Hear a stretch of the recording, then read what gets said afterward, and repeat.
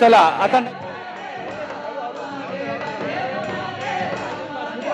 मागे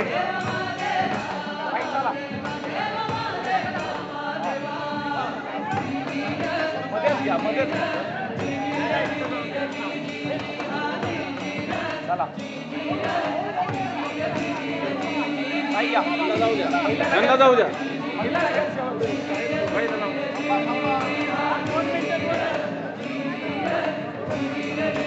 भारतीय कामगार सेनेच्या वतीने पण डॉक्टर कुचिक आणि मी शुभम आदरणीय साहेबांच्या या निमित्ताने आम्ही स्वागत करणार आहोत. त्यांनी तो स्वीकारावा. चला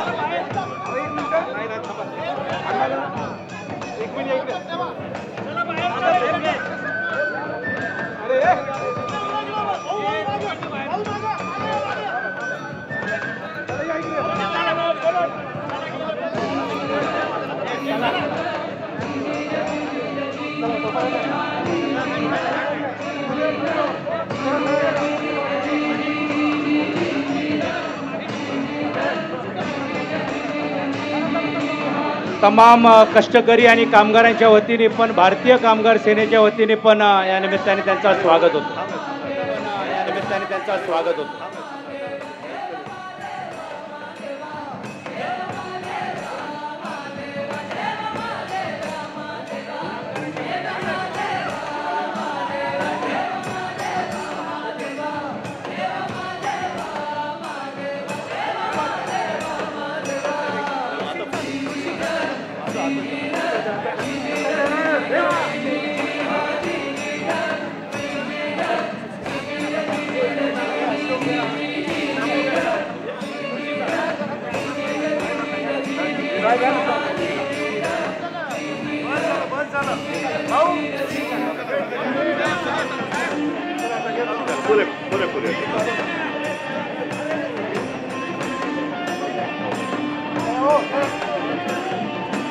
मी आता आदरणीय पक्षप्रमुखांना विनंती त्यांनी आपल्या सर्वांना मार्गदर्शन करावं.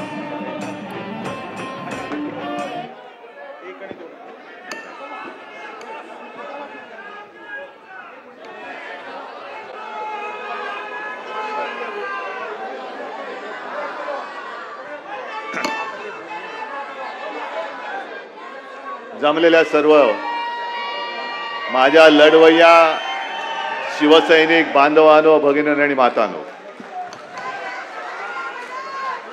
बऱ्याच वर्षांनंतर मी पुण्यामध्ये तुमच्या समोर येतोय. खरं म्हणजे मला जाहीर सभा घ्यायची होती, कारण आता लढाई मैदानामध्येच होणार, हॉलमध्ये नाही होणार. आणि जसं मी परवा मुंबईतल्या शिवसैनिकांसमोर बोलताना बोललो, ज्याचा उल्लेख संजय राऊत यांनी केला, आणि इकडे एक फोटो आहे, एक तर तू राहशील किंवा मी राहीन, आणि इकडे मला माहित नाही माझ्या पायाशी एक कलिंगड ठेवले. काही जणांना वाटलं मी त्यांना आव्हान दिलं. मी कोणत्याही ढेकणाला आव्हान देत नाही. मी म्हणजे कोण आणि तू म्हणजे कोण हे समजून घेतलं पाहिजे. मी म्हणजे माझा संस्कारित महाराष्ट्र, आणि तू म्हणजे महाराष्ट्रावरती दरोडे टाकणारा दरोडेखोरांचा, टोळक्यांचा पक्ष जो आहे, तो अख्खा पक्ष. ढेकणाला कधी आव्हान नाही देत. ढेकणं अशी अंगठ्याने चिरडायची असतात. त्याच्यामुळे कोणाला तरी वाटलं की त्यालाच बोललोय, मग त्यांनी सांगितलं माझ्या नादाला लागू नका. रे तुझ्या नादाला लागण्या एवढ्या कुवतीचा तू नाहीच आहेस. आज बरेच विषय आहेत, बऱ्याच विषयांवरती मार्गदर्शन झालेलं आहे. चला जिंकूया. बोलायला खूप सोपं आहे, पण कसं जिंकायचं आणि कशासाठी जिंकायचं हा महत्वाचा विचार आहे. कसं जिंकायचं हे सांगितलं गेलंय, आणि कशासाठी जिंकायचं याचा अनुभव तुम्हाला सर्वांना येतोय. मी माझं पुढचं भाषण सुरू करण्याच्या आधी पुणेकरांचा जो विषय, काल मला संध्याकाळी रिव्हरफ्रंट या विषयामध्ये अभ्यास करणारे जे काही पर्यावरणवादी आहेत त्यांनी माझी भेट घेतली. आणि तुम्हाला सगळ्यांना कल्पना पाहिजे, गेल्या काही दिवसांपूर्वी जो पुण्यामध्ये पूर आला होता, हा केवळ एका विभागाचा पूर नाहीये. काही हजारो संसार त्याच्यात उद्ध्वस्त झाले. पाऊस पडला, पूर आला, तसं मागे पानशेतचंही धरण फुटलं होतं. या गेल्या काही दिवसांमध्ये सुद्धा पूर्ण देशात, मग वायनाड असेल, केदारनाथ असेल, बऱ्याच ठिकाणी पूर येतोय, भूस्खलन होत आहे.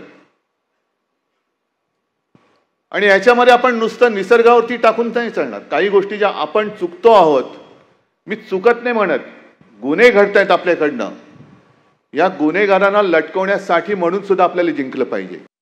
फासावरती नसलं तरी उलटं लटकवलंच पाहिजे. आणि मी तुम्हाला सर्वांना विनंती करेन, पुणेकरांना खास करून, की हा अख्खा विषय हा पुणेकरांचा आहे. की इकडे जॉगिंग ट्रॅक होईल, सायकल ट्रॅक होईल, हे बरोबर आहे, पण त्याच्यासाठी माझ्या शहराची काय हानी होणार आहे ते सुद्धा दाखवा जरा. आणि मी फक्त 2 फोटो तुम्हाला दाखवणार आहे. हे घेऊन जा गोष्ट.